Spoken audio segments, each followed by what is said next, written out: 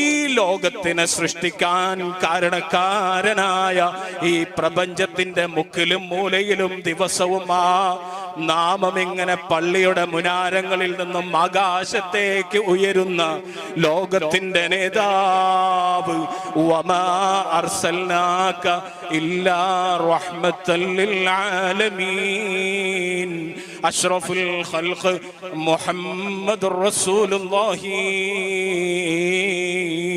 സല്ലല്ലാഹു അലൈഹി വസല്ലം ഞങ്ങളെ പഠിപ്പിച്ചു, അക്രിം ജാറക വലൗ കാന കാഫിറാ, നിങ്ങളുടെ അയൽവക്കം കാഫിറുകളാണെങ്കിലും മുസ്ലിമീങ്ങളല്ലാത്ത അമുസ്ലിമീങ്ങളാണെങ്കിൽ പോലും നിങ്ങൾ അവരെ ബഹുമാനിക്കണം കേട്ടോ.